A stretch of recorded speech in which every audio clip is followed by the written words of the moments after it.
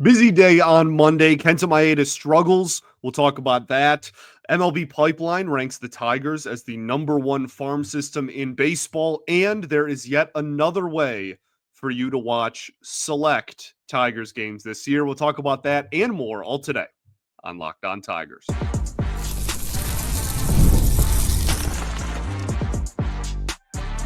You are Locked On Tigers, your daily Detroit Tigers podcast. Part of the Locked On Podcast Network, your team every day.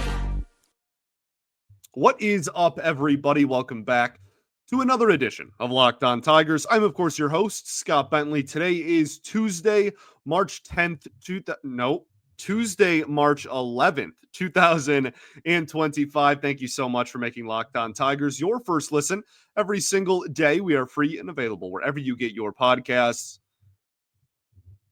including YouTube, part of the Locked On Podcast Network, your team every day. Welcome in. Happy Tuesday, everybody. The Detroit Tigers lost 10-2 at the hands of the New York Yankees on Monday. That's March 10th. We will talk about that game. We'll talk about Kenta Maeda's struggles on the mound. We're also going to talk about some of the positive performers as well. Obviously, all of that is going to tie into the starting rotation and the developments from that seem to be coming out of camp pretty much every single day. We'll talk about Torkelson, give him his flowers over the weekend that I just didn't mention yesterday. We're going to talk about MLB Pipeline ranking the Tigers as the number one farm system in the sport. I never thought I would see the day. Beautiful stuff. And then we're also going to talk about some select Tigers games being broadcasted on local Fox 2, which I think is kind of a fascinating bigger picture conversation about the direction that viewership is in ways to watch is kind of headed. Let's start with the game we did watch on Monday. It was the Yankees broadcast. So it was on Yes Network and MLB TV. The Tigers, like I said, lost 10-2 to the Yankees. Kenta Maeda goes 4 innings, 7 hits, 5 earned runs, no walks, and 5 strikeouts. 3 home runs given up in the first 5 batters of the ball game. Rough. Okay. I think this is tough. Okay. But I think that there is some nuance to this conversation. I think that context is important here. I still, especially after this weekend and how they both have looked all throughout camp, how they both have looked in their most recent outings, et cetera, et cetera, et cetera. I am standing by what I said on yesterday's show, which is that I think Job and Mize should get rotation spots 4 and 5. Even if it's not in that order or whatever, I don't care. Those 2 players should get those 2 spots. And Kenta Maeda should be in the bullpen to start off the season. This outing obviously did not change that. That being said, I also don't think that this outing was nearly as poor as the box score looks. And I don't think that it is nearly as... I don't think the Tigers organization looked at this and went, wow, Kenta Maeda is terrible again. Because the velocity was still a lot better than it was last year. The movement was still a lot better than it was last year. He still had 5 strikeouts in 4 innings and still had the splitter working. He got Aaron Judge on that multiple times, one of them for the 3rd strike and a strikeout. Like this was still... In no way, shape, or form do you watch a Kenta Maeda outing from this time last year and then what he did on Monday, and just because it says he gave up 3 homers, you think, wow, this is the same pitcher. Vastly different. Vastly. Dude was topping out at like 88 and throwing meatballs at this time last year. Now, the command for the fastball was brutal in this game, and that is where the home runs lied. And on top of that, a point that Evan Petzold and AJ Hinch himself both brought up after the game was that if you look at, the which parks are these a home run in type of stats, Their only home runs here and in Yankee Stadium, and that's because they have, I believe, identical measurements in as far as, distance. What is that called? Why am I just forgetting? Dimensions. Goodness. I'm pretty sure they're identical. If they're not, they're very close because they want, to practice how you play type of thing. So this was not a good outing. I'm not here like making a case for like Kenta Maeda should be in the rotation or like he just complete bad luck. Like no, he threw a 90-mile-an-hour fastball down the middle to start the game. Like that's not good. And obviously is something that needs to be fixed. But all of these home runs were wall scrapers that aren't out if you're playing a home game, and we're looking at this very, very differently. The splitter was really good. I almost think we have maybe swung too far, and we'll see what adjustments are made. Again, this is spring. Repertoires are you have to take them with a grain of salt in spring training games because they aren't showcasing exactly how they would pitch a regular season game necessarily. But I almost feel like Maeda has gotten to a point where the splitter is almost a little bit too predictable in a 2-strike count. If he really needs a swing and miss or just really needs a strike period and is ahead in the count, he's almost always going to that. And again, part of that might just be spring. He wants that pitch to be sharp and ready for the regular season, which I can appreciate. But at the same time, I think in this game, early it was really working for him. He had a lot of strikeout or a lot of swing and miss on it, a lot of strikes on it. And then as the outing went along, gave up a lot of hard contact with that too. And I think that that's kind of an adjustment that he will have to make. And having a fastball that goes 92 instead of 86 or whatever it was last year is certainly going to help that a lot as well. So, look, like this was not a good outing. And this is why I think a lot of people, myself very much in this boat, pivoted yesterday and over the weekend, I should say, to be like, okay, Mize has this rotation spot. Kenta Maeda should not, at this point in spring, we'll see how the rest plays out, still plenty of time. But if the season started tomorrow, there's no way you can justify Maeda over Mize or over Job, in my opinion. But I don't think he's looked the same as last year, which means I'm also no longer in the boat of like, we should cut this dude, which is where I was going into spring. That's literally all I'm trying to say. Probably far too winded just to make that point, so I apologize. But like that's all I'm trying to say. Put him in the bullpen. I think that he showed that he can be better in there, and I think that the stuff is going to play better there because the stuff is just objectively better this year than it was last year. Okay. So we'll see what happens the rest of spring training. We'll keep an eye on that situation. But I think it's funny.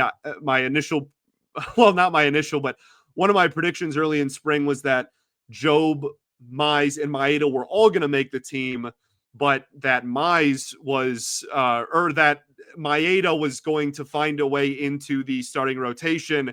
And now I'm still going to go kind of revert back to all three of them making the team, but Maeda getting relegated kind of back to that bullpen role he was in last year. Andrew Chafin pitched in this game as well. Struggled again. I say again, he struggled to get his velocity up again. He struggled on the box score for the first time this spring, was walking people left and right. That was an issue for him in the regular season last year, so that's something to watch out for. But I'm really taking all of his performances with a grain of salt until his arm is where it should be, and it's just not right now. His velo's down like 4 miles an hour. Like he wasn't a part of camp. He just got signed a week ago. I think we give him the benefit of the doubt there, give him some time. And once it is ramped up to where he want him to be, then we can kind of judge his actual outings themselves a little bit more closely. I think for right now, they're kind of just getting him throwing just to straight up get him throwing. They don't really care what the box score looks like. Got a few more relievers I want to talk about. Then we'll talk about the offense. I will give Spencer Torkelson his flowers that I forgot on yesterday's show. And then we will talk about a lot more right after this. Got a talk deal today about our friends over at Supply House. We love our friends over at Supply House. It's been a while since we've talked about them, but you can get the supplies you need from the site that's made for the skilled trades at supplyhouse.com. Whether you're into plumbing, HVAC, or electrical work, Supply House is the reliable way to order products online. Their easy-to-use website is packed with helpful resources, and their latest product info can help you get the job done right.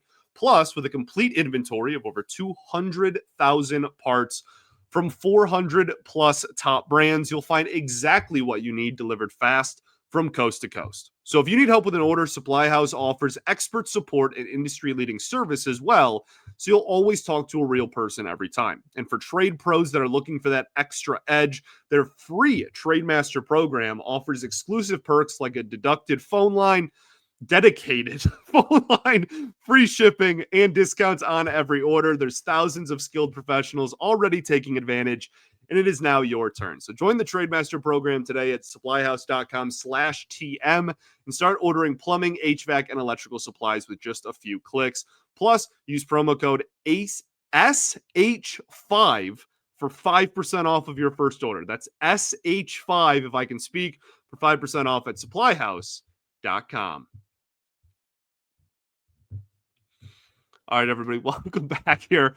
Segment 2, Locked On Tigers. Goodness, I'm out of water. This is empty, and I could really use some at the present moment. If you weren't able to tell, appreciate you all for making us your first listen every day. Shout out to the everydayers that do tune in every day, and we will, of course, be back tomorrow talking about more spring training baseball. I think this Tuesday's game is televised again, so awesome. And any other news and notes out of camp. We'll get back on the horse of our player preview series as well. Today, though, talking about this 10-2 loss to the Yankees in spring. Jason Foley was hit hard again, had one ball absolutely cranked to dead center field. I continue to worry about Foley. I'm going to be honest with you.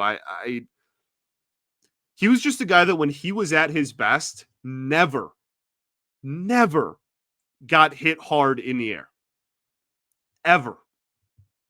That was his thing. That was the reason I fell in love with him, aside from his beautiful long hair, right? Like this is a guy that the bowling ball sinker made it impossible to lift the ball against him, especially when it was going 97, 98, 99, 100, 101, 102 miles an hour.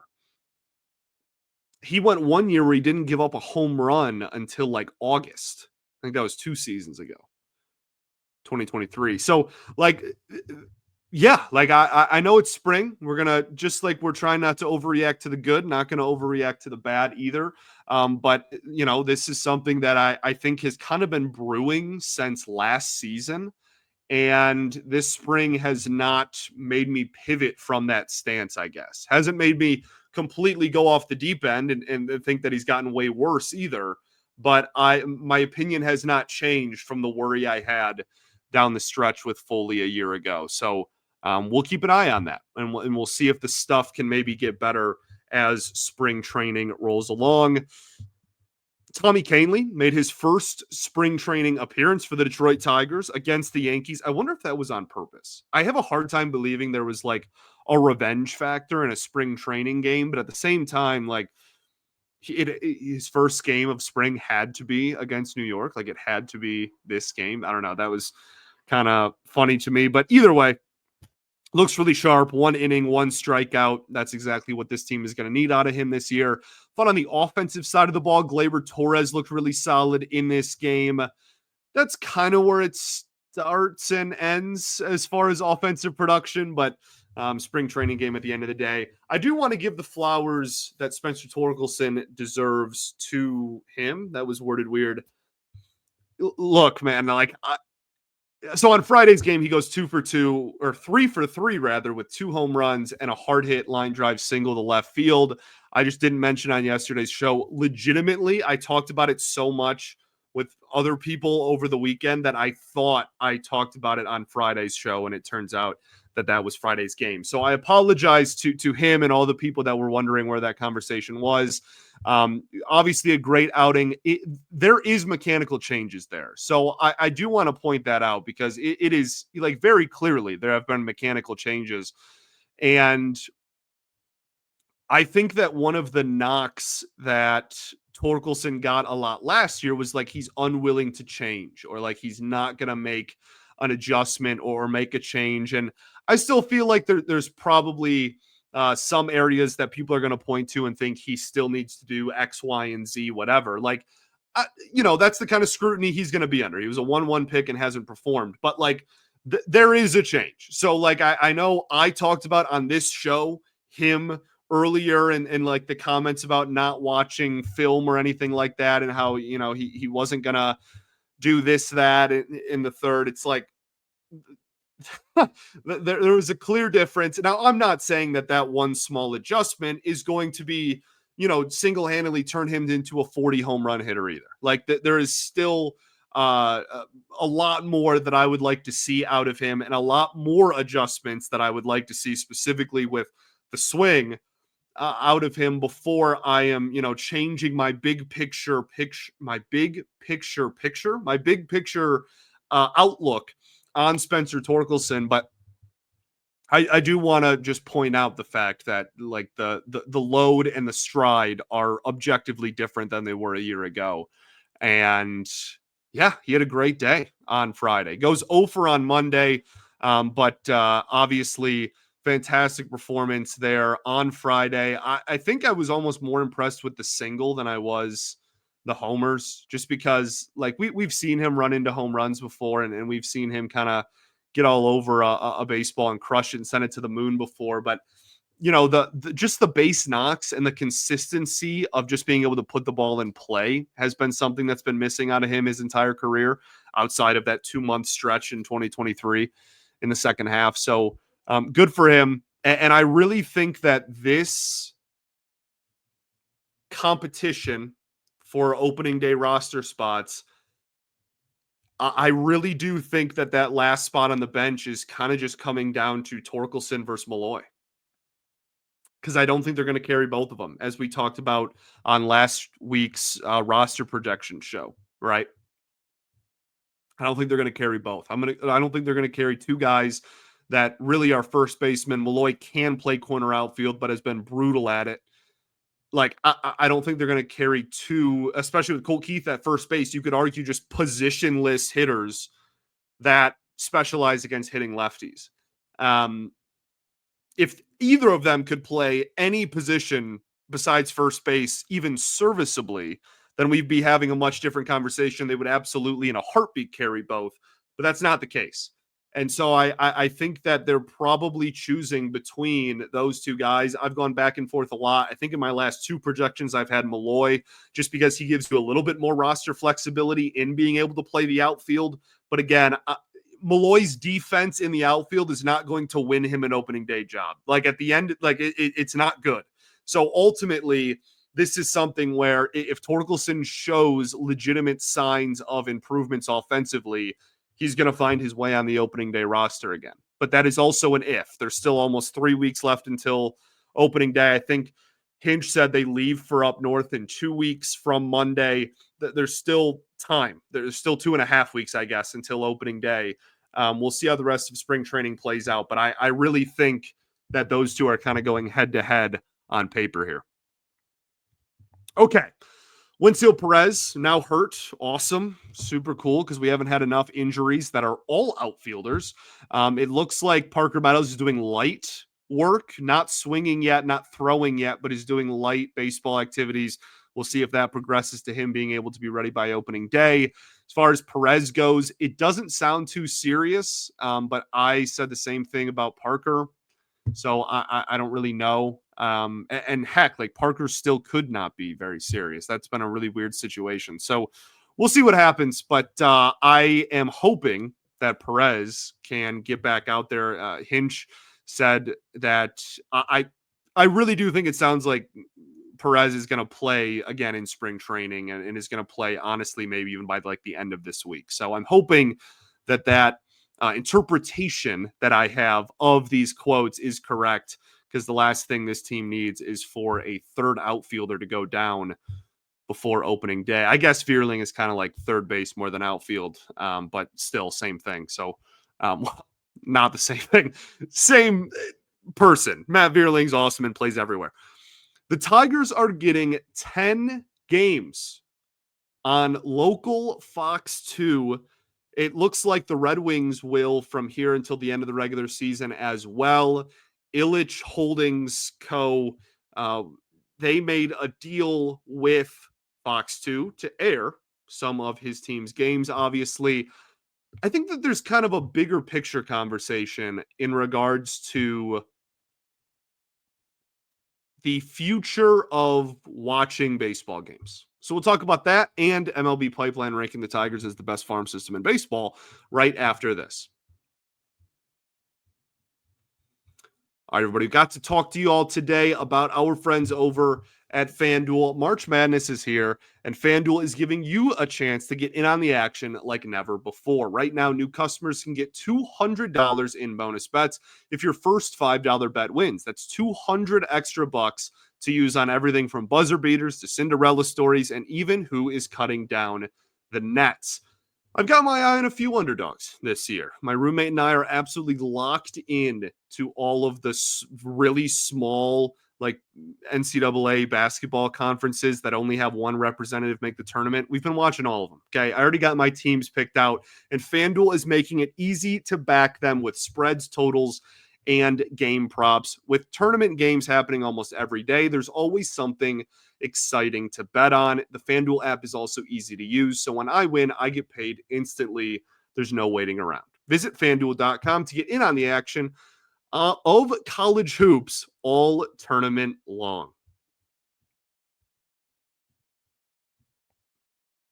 All right, everybody, welcome back here. Third and final segment, Locked On Tigers. I'm a liability today. I can't speak. I apologize. I am just completely fumbling over every other word. It feels like we're back, though. We're back, and we ball. So 10 games for the Tigers this year. Going to be on Fox 2, which is for those who don't live in the Detroit area and listen to this. First off, appreciate you greatly. Second off, that's just the local news station here. I think this is great. I think this is much more accessible for a lot of people, people that still rely heavily on cable. This will obviously make it way easier to watch those. People who don't pay for, FanDuel Sports Network subscriptions or have the Amazon Prime thing that lets you watch Tigers games, all of that jazz. Just being on, every available to every TV in the area, I think is really cool. So we'll see if this is a trend. I think the bigger conversation here is kind of surrounding the future of Tigers viewership and baseball viewership. So last year, the Arizona Diamondbacks became the first team to have just their own streaming platform. You just paid MLB.com/Diamondbacks however much money the plan was, and you just got every single game for the Diamondbacks all year long with no blackouts. And that was obviously the biggest deal. So people in Arizona no longer had to rely on cable to watch the Diamondbacks. Figure out whatever it is, FanDuel Network Arizona or whatever it's called out there. And they just went straight to the source and just got a no blackouts restriction from anywhere in the country service to watch their team. Now, a few other teams, not very many, but a couple more this year followed suit with that. I think it would be absolutely awesome if that was the future of viewership. You still need to have an option for people that rely on cable. You cannot just make it 100% streaming, but at the same time, Michigan, this actually came across my desk by a source I have at my day job. I'm a journalist, a sports writer for C&G newspapers. For those who watch Locked On Red Wings, you hear Brian say that every day. And we had a report come across my desk that talked about how the state of Michigan is the second highest state in the country when it comes to sports viewing via streaming.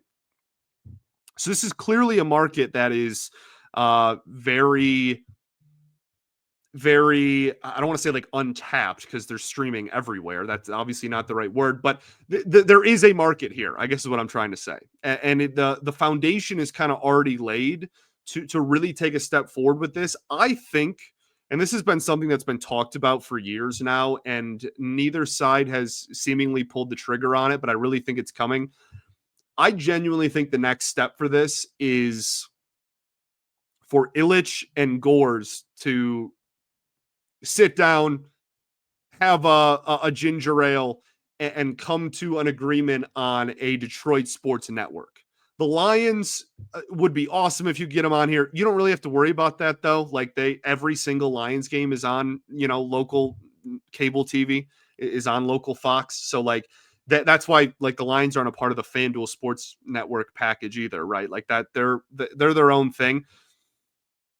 But for the other three, I think that there is a legitimate market for, Illich and Gores, whatever they're going to call it, Detroit Sports Network. Just come to an agreement and have that be the future of watching sports here. And you can then just replace that channel on cable TV with that as well. And you can just make it an all-encompassing thing. I think that that's probably inevitable, but I also think that we need more evidence that Chris Illich is like here to be, I don't want to say like here to be the owner for the long haul. Like clearly I feel like if he didn't have interest in it at all, like he would have bailed a while ago. But like, I think they're and Gores was under a lot of heat before about, 8 months ago as well. People don't forget. So I don't know, maybe as both teams improve, or all three teams, I should say, the Red Wings are an absolute landslide.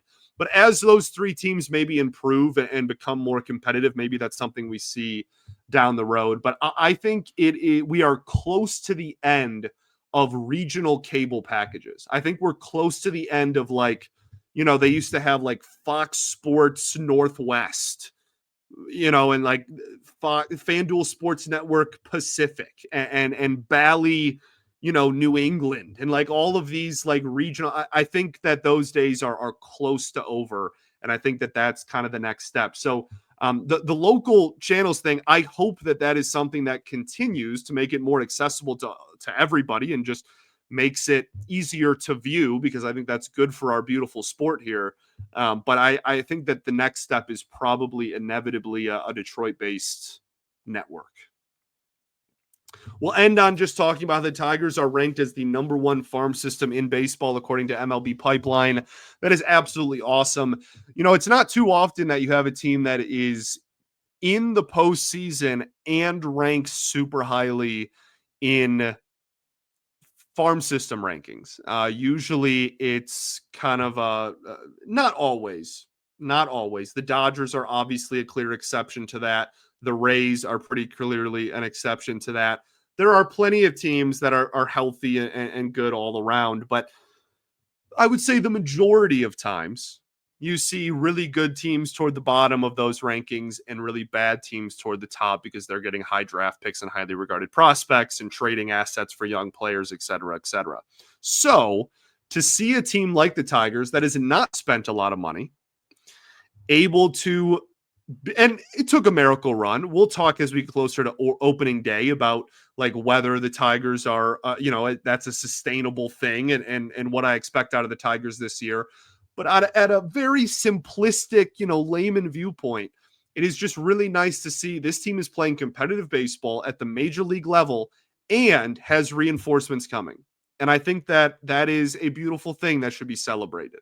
They're not out of the woods. I don't agree with everything that this front office has done, et cetera, all the other like caveats I have to put so I don't get yelled at. Like I'm not saying that this has been perfect, and there's still a long way to go until they are to a point that I will feel like I used to about this organization. But I think that this is obviously a great step that should be, again, celebrated. A lot of prospects in the top 100, 5 or 6, I want to say. It's a great foundation to build on. Teams, I think one of the common misconceptions about player development is that teams are trying to make every single player an MVP candidate. That is so not realistic and so not how these people go about their jobs. They're trying to get the most out of every player. And understanding what the most is for every player is part of the player development process and a part of the front office's job. So the Tigers were awful at player development for a long time. Not too long ago either. And one of the reasons for that wasn't just the fact that they couldn't develop an all-star caliber player for anything. it was even more so the fact that they couldn't call up anybody from their farm system that would even give them like a 1.5 to 2.5 WAR season. Like a solid, you're an above average major leaguer that would start on half the teams, maybe be a bench option on half the teams. You're not going to, win the MVP or be an all-star at any point, but you're going to be a solid, 8 to 10 year major leaguer that's going to play and provide valuable output. The Tigers couldn't even do that. I had a meltdown on this show probably like 4 years ago now, talking about this exact topic and how I was begging for this organization to develop even a 2-win player because they literally couldn't do it for the longest time. And so even if not all of these top 100 prospects turn into, bona fide all-stars and solidified, certified MVP candidates and whatnot, just being able to reach into the well and be like, you know what, if this guy is plugged into the lineup and he gets legitimate playing time, this team is not going to completely crumble. We're not going to miss a beat, and we're going to get production out of that spot in the lineup and in the field. And that's something that we didn't used to have. So I greatly appreciate that. And obviously, that's not to say they don't have a lot of high-end talent, too. Kevin McGonigal could legitimately be one of the best hitters in this organization. Jackson Jobe has a Cy Young ceiling. Max Clark has, 4-tool, potentially 5-tool type of, attributes. Lorenzo has been an incredible addition as the nothing but rake and as a catcher. Briseño has been one of the best hitters in the minor leagues over the last calendar year. Bryce Rayner was just a first-round pick this year. Jace Young was even a top 100 prospect, and, now some of that is worn off just because he's debuted and it isn't really technically a prospect anymore, but, it's a good thing. It's a good thing. Thanks for making Locked On Tigers your first listen every single day. Shout out to the everydayers that do tune in every day. We, of course, will be back tomorrow. Apologize for my inability to speak today. I'll work on that. And my car was in the shop all day, honestly. Brutal, very long. I'm exhausted. I'm going to go to bed. Peace and love. Going to therapy's dope. I'll catch y'all then, baby. Go Tigers. Catch y'all tomorrow. Not in my bed. Go Tigers.